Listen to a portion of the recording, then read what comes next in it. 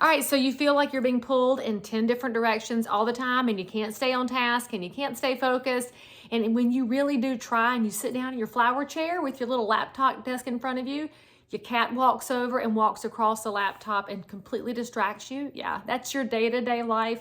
And you know there's an old saying that goes, if you want something done, ask a busy woman, because we do seem to get everything knocked out somehow, some way, but there are times when you feel like you're completely underwater and can't breathe. Here's what you got to do first.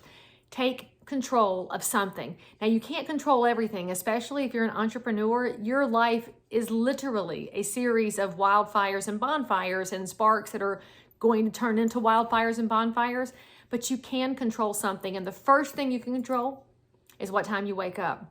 And I know this is not a popular thing to say, but for real, y'all, start getting up at a reasonable hour. Whether for you, that means you go from 8 o'clock to 6 o'clock, from 6 o'clock to 5 o'clock, from 5 o'clock to 4 o'clock. Pick a time and stick with it every day.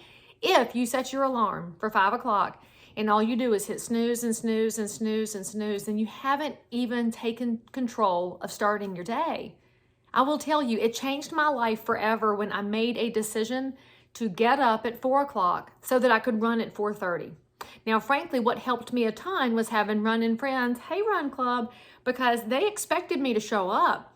That means for you, you may have to find an accountability partner. Maybe you're going to keep a little journal. You can't really set a little Apple Watch ring to gamify it unless you know somebody who can build one, but something's got to hold you accountable. And if that's just you, then yay. And if that's not just you, then find that somebody. Maybe it's a walking group. Maybe it's a prayer devotion thread that starts up.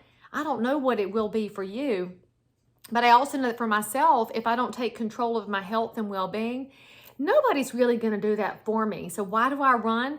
It's not because I'm ever going to win anything. Y'all know I'm not fast, but I run because one day I will not be able to. And so I have to take advantage of each day I have.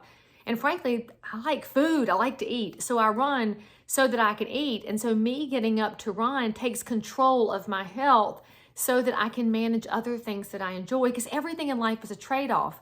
And I'm going to tell you something wild and crazy. If you start getting up at the same time every single day, get your legs over the edge of the bed, drink a glass of water, which by the way is the single best way to wake yourself up, and then get into some kind of a fitness routine, whether it's yoga, running, walking, swimming, or just doing some dynamic stretching on the floor. There's something you can do to move. Now that you've started your day with some discipline, I promise you the rest of it's going to fall into place. Now, when everything's pulling at you from different directions, the other thing you have to do, put your phone in airplane mode. I've told y'all that before, but it is literally the best thing you can possibly do to take control of that device, because that device controls you more than you even realize. So if you will start putting it in airplane mode, it will stop all the dinging and the flashing and the notifications that are pulling you back off of the task that you were already diving into.